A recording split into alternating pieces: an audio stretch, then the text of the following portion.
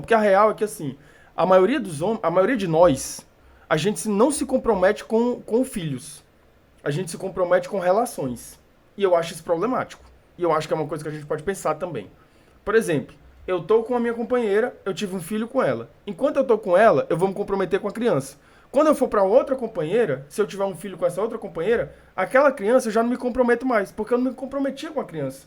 Eu me comprometia com a relação que eu tinha com a criança, com a relação familiar e não com a criança. Então é muito comum, por exemplo, que homens saiam de um relacionamento, que eles têm um filho, e eles esqueçam esse filho. Aí eles entram no outro relacionamento, aí eles fazem outros filhos, aí eles dão atenção para esses filhos. Aí eles saem desse relacionamento, vão para outro relacionamento, fazem outros filhos. Esses filhos aqui, eles esquecem. E aqueles outros filhos é que eles vão dar atenção. Então, se você faz isso, você não dá atenção para o seu filho. Você dá atenção para a relação. Se você faz isso, o seu comprometimento não é com seu filho. É com a relação que você está. Só que deixa eu dizer uma coisa para você. Você fez um filho. E ele existe.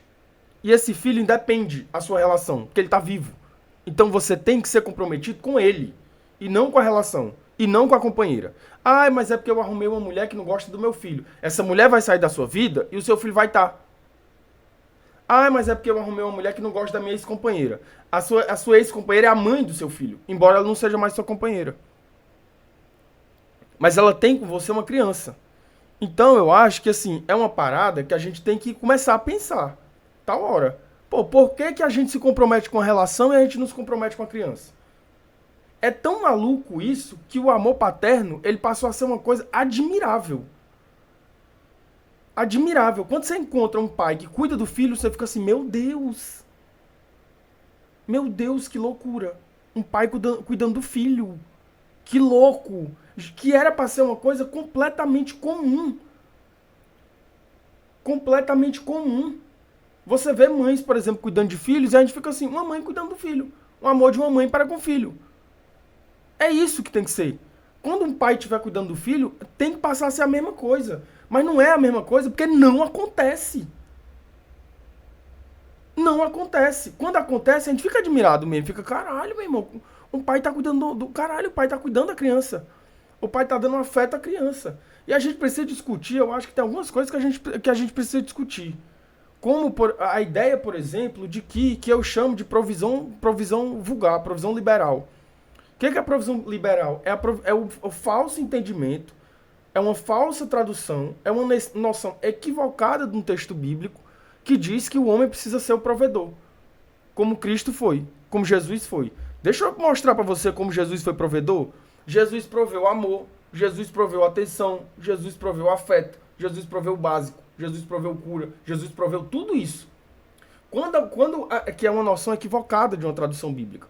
Quando o texto bíblico fala que o homem tem que ser provedor, ele está falando que o cara tem que prover tudo. Não é prover, dar o dinheiro para sua mulher, para sua família e pronto. E acabou. Não é isso, mano. O cara tem que prover tudo, tem que estar presente no afeto, o cara tem que estar presente na atenção. O cara não pode delegar a função de educação dos filhos em algum momento querer requerer isso. Tá ligado? Que não é o que acontece. O que a gente acontece nos lares que tem pais, que são uma exceção, porque a maioria dos lares são chefiados por mulheres, porque os homens saem de uma relação e entram em outra, e esquecem aqueles filhos daquela relação. Quando um lá tem pai, o cara acha que pegar o dinheiro que ele tem, entregar pra mulher e falar assim, pronto, tô fazendo meu papel, tá tudo certo. Cara, você tá criando um abismo entre você e seus filhos. Você tá criando um abismo entre você e sua companheira. Você está criando um distanciamento tão grande que talvez seus filhos olhem para você e digam assim, quem é essa pessoa dentro de casa? Que a gente não sabe quem é. A gente não escuta, não tem voz, a gente não ouve, é só um silêncio. Um vulto. Porque você acha que pegar o que você ganha e entregar para sua família é o suficiente. Não é, mano. Não é o suficiente. Não é. A relação de afeto que você vai desenvolver com seu filho é desde a infância. É quando aquela criança está suja, você vai limpar ela. Ali é confiabilidade, parceiro, que gera. Aquilo é uma criança sentindo que ela tem segurança, que ela pode confiar, que tem confiabilidade ali. É você estreitando o laço entre você e seu filho. Tá ligado? Pô, é uma parada que é completamente diferente. É uma coisa tão absurda da gente ver, que quando a gente vê, a gente fica assim, vale, meu Deus. Eu lembro da primeira vez que o meu primo tava fazendo a mamadeira e lavando o filho dele, limpando o filho dele, trocando a fralda do filho dele. A primeira vez que eu vi isso, a minha família, minha avó teve 8 filhos, 9 filhos, 8 filhos. Foram muitos filhos. E a maioria deles são homens. São 3 mulheres e 4 homens, 7 filhos.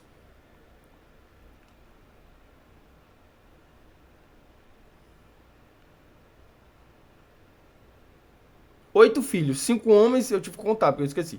8 filhos, três mulheres e 5 homens. Um desses filhos teve um filho. E o filho desse filho teve um filho. Então esse filho teve um neto. Teve um Natal na minha família que o meu primo levou o bebê dele lá para casa. E a companheira dele estava sentada no alpendre, que a gente estava acontecendo no Natal, e ele estava fazendo a mamadeira e estava dando, vocês estão curtindo a live, e estava trocando a fralda da criança. Todos os filhos da minha avó fizeram um circo ao em volta e ficaram assim, caralho, o que ele tá fazendo? Todos, e todos são pais. Todos. Então, olha a distância que você... Como é que você acha que você vai criar relação de confiabilidade com seu filho se nem a fralda dele você trocou?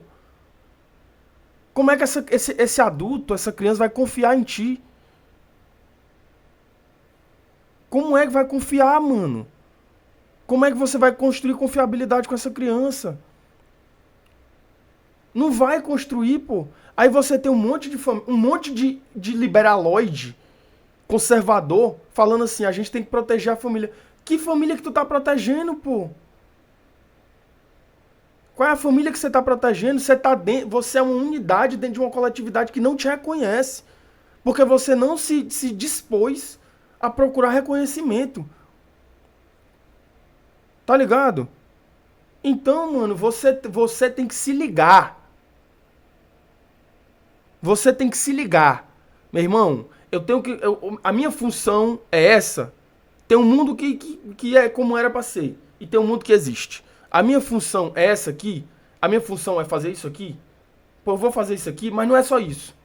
Então eu tenho que ser ouvido, eu tenho que ser escuta, tá ligado? Eu tenho que estar do lado da minha companheira mesmo.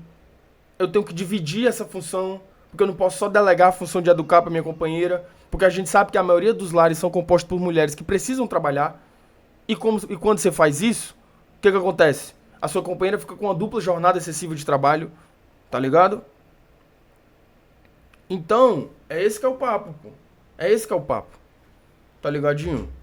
Que é o que eu acho que seria um caminho alternativo, né? Como é que é a minha relação com meu pai? É muito boa, né? Assim, a gente se vê pouco, porque ele não mora aqui, né? Eu não moro no estado mais, ele também não mora mais, ele mora no Pará, mas é uma relação boa, assim. Não tem como você construir uma relação de proximidade com uma pessoa que tá tão longe, é bem complicado, né? Mas dentro do possível é uma relação muito boa. Quando ele vai pro estado que eu tô, a gente sai, passeia, conversa e tal. Com a minha mãe é de bem mais proximidade, né? Na real. Com a minha avó também é de bem mais proximidade também, né? Bom, aqui a vida real acontece e eu quero que vocês agora falem. Primeiro você, Evelyn, qual a parte do corpo que você mais gosta Assim, de eu tô falando que é uma relação muito boa porque, de alguma maneira, a gente foi... A real é que, assim, o meu pai, ele não mora com a gente desde os 3 anos de idade, tá ligado? Ele foi pra outro estado, ele foi embora. Ele tinha uma série de problemas com álcool, com várias coisas e tal. E minha mãe achou que não ia ser massa que ele tivesse por perto, porque ele ia atrapalhar a nossa educação. Então ela falou, olha só, você vai pro seu lado aí e eu vou cuidar das crianças aqui porque você vai atrapalhar a gente. Você vai atrapalhar a nossa família. Eu tô falando isso de uma forma bem branda, porque não foi assim que aconteceu. Foi muito complicada a separação dele. A separação dos dois. Inclusive, quando ele foi embora, a gente teve vários problemas materiais, financeiros, muitos, por muito tempo. E eu tive muitos problemas porque eu fiquei depressivo depois que ele foi embora. Porque é muito difícil ser uma criança ter uma lacuna ali, né? Você fica assim, tinha uma pessoa aqui e agora não tem mais. E o que foi que aconteceu? Como é que você explica isso pra uma criança de 3 anos? Então eu fiquei muito depressivo. Dos 3 até mais ou menos os, sei lá, os 8, 9 anos, eu fui uma criança bem depressiva por causa disso. Minha mãe não era uma pessoa evangélica, então assim, ela achava que tudo era coisa do capeta, né? Então não tinha como não tinha como fazer terapia, ninguém falava em terapia nessa época. Então foi assim a minha infância, né? Foi uma infância assim bem silenciosa, bem introspectiva, bem cheia de interrogações, tá ligado? Por causa disso. Mas aí a gente recebe uma bagagem, filho. E a gente pode dizer assim, eu vou carregar esse fardo aqui pra sempre. E a gente pode dizer assim, eu vou reconfigurar isso aqui. Porque eu tenho consciência suficiente agora pra ter ideia de que isso aqui pode ser outra coisa. E quem pode fazer isso aqui ser outra coisa sou eu. E basicamente foi o que eu fiz, né? Vou reconfigurar isso aqui. Eu posso carregar isso aqui a vida toda. Ter uma mágoa, ficar com raiva, achar que aquela pessoa enfim, é tudo culpa daquela pessoa, todos os problemas que eu tive, tudo que aconteceu na minha vida, todas as impossibilidades, toda a escassez, tudo que aconteceu comigo, eu poderia dizer assim, não, é culpa dessa pessoa. Claro que dava pra eu dizer isso, mas eu prefiro dizer assim, eu recebi uma consciência que me dá a possibilidade de reconfigurar isso. Então eu vou fazer. Porque esse é o meu papel. Mas eu entendo isso. Tá ligado? Eu entendo isso. Tem gente que não. Tem gente que quer carregar a mágoa a vida toda. E é tudo nosso, é seu direito. Tá ligado? Eu acho que mágoa só faz bem pra quem tem. Só faz mal pra quem tem. Mágoa só faz mal pra quem tem. Mágoa só te atrasa. Só me atrasa. Aquele sentimento ruim que fica assim, apertando seu coração, só te atrasa. Eu não quero atraso, mano, pra minha vida. Tá ligado? Eu não quero. Eu não quero ficar atrasado naquilo que aconteceu há 500 anos, há tantos anos atrás. Não quero. Eu quero entender as implicações no presente daquilo que aconteceu, para que eu veja o presente com maior precisão. Tá ligado? É o que eu quero. Para olhar para o presente com precisão, é necessário que o passado seja reconhecido, explorado e ele tem uma forma. É o que eu quero. Mas mágoa, carregar mágoa, ficar, pô, porque é culpa dessa pessoa, de forma alguma. Eu quero meu presente leve, eu quero meu futuro mais leve ainda, tá ligado? Então eu quero olhar pro presente com precisão. Não quero desconsiderar, porque se eu desconsiderar o que aconteceu, talvez o meu presente seja completamente deturpado. E isso eu não quero. Eu quero ter precisão na minha visão. Esse que é o papo. Mas uma precisão na visão também implica o abandono à mágoa. Porque a mágoa compromete a visão. Tá ligadinho? Então eu reconhecer o que aconteceu, olha só, a gente teve um problema, isso é um fato, tá ligado? A gente teve um problema no passado, esse é o fato. Mas assim, eu tô no presente, eu não tô mais no passado. Então, o que eu vou fazer agora? Mas isso sou eu, pô. Isso sou eu, tem gente que não, tem gente que eu vou carregar a mágoa mesmo. Eu não vou esquecer disso mesmo, tá ligado? Eu vou culpabilizar mesmo. E eu acho legítimo, não vou deixar de dizer que eu não acho legítimo. Não vou deixar de dizer que eu acho legítimo. Se você quiser carregar uma mágoa de alguém que lhe fez mal, é tudo nosso. Eu não quero. Por quê? Porque me atrasa. Tá ligado? Me atrasa. Eu sou bem mais feliz sorrindo. Tá ligadinho? Eu sou bem mais feliz sorrindo. Eu sou bem mais feliz olhando pra vida. Tá ligado? Olhando pro presente. Eu sou bem mais feliz olhando pro presente pensando no futuro. E não olhando pro passado.